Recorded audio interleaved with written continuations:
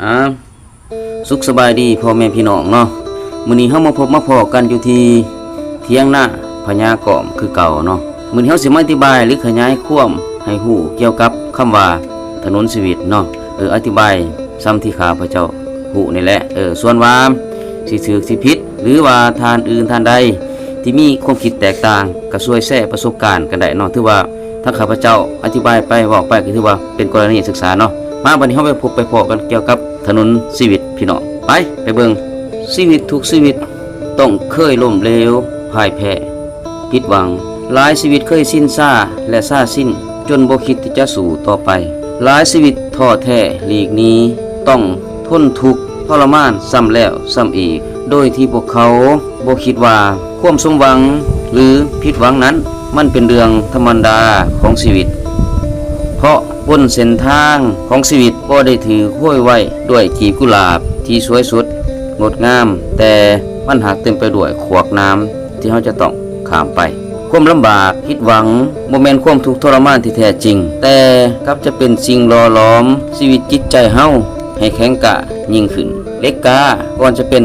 เหล็กกะได้นั้นต้องทนอยู่ในตะหลอมที่มีความร้อนสูงแล้วก็ถือน้ำมาตีแล้วตีอีกจนได้รูปทรงที่สวยสดงดงามสมบูรณ์ต้นทานจนเหมาะจะเป็นอาวุธคู่มือของคุณพลผู้ให้เทียมทานซึ่งนั่นมันก็เหมือนกันนั่นล่ะคนผู้หนึ่งชีวิตหนึ่งถนนสายหนึ่งมันก็เหมือนกันนั่นล่ะอย่าฝ้าวกระตือรือร้นว่าชีวิตนี้จะราบรื่นเสมอไปอย่าฝ้าวเศร้าสลดใจว่าชีวิตนี้จะมีแต่ผีภาษาและก็อย่าฝ้าวหมดราคาต่อราคาชีวิตตนบ่มีชีวิตได้ดอกที่จะบ่มีอุปสรรคองค์ประกอบของชีวิตนั้นมีทั้งเสียงหัวเราะห้อยิ้มและ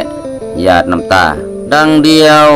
กันกับถนนสายหนึ่งย่อมมีทั้งคดโค้งความละอิดละเอียวแต่บางเส้นถนนก็มีทั้งห้อยโน่นโซคิวและบวกขุมก็แม่นแท้ว่าหัวใจของคนเท่านั้นมันบ่แม่นก้อนหินหูจักเจ็บหูจักปวดหูจักคมคืนทรมานแต่เฮาก็ควรเข้าใจ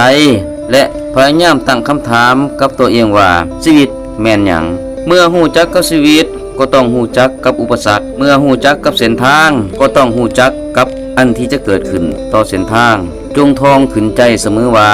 ท่ามกลางขั้วมืดมิดของราตรีก็ยังมีแสงสีจากฝูงเดือนและดาวมีมโหรีธรรมศาสตร์จากฝูงกิโลกินายแล้วเหตุใดชีวิตหนึ่งจากความเศร้าจะบ่มีความใสและจากการต่อสู้จะบ่มีชัยชนะโลกจะมอบความยุติธรรมให้แก่นักต่อสู้เพื่อความยุติธรรมโอกาสจะมอบอนาคตแก่ผู้สงวนอนาคตโดยยึดมั่นเพราะเพียงแต่เฮามีอุดมการณ์ที่แอบแฝงไปด้วยคติธรรมและขันติวิริยะอัตโนนาโถหูจักกะละเทศะสภาวการสถานที่หูจักคนผู้นับถือเพื่อนผู้ให้เกียรติผู้อื่นเวลานั่นละเวลาที่นั่นละเฮาคือเฮาจะเป็นเฮาแล้วเฮาจะถือหูจักจากวงเวียนมนุษย์จาก1 คน 2 คน 3 คนและเรื่อยๆไปสบายดี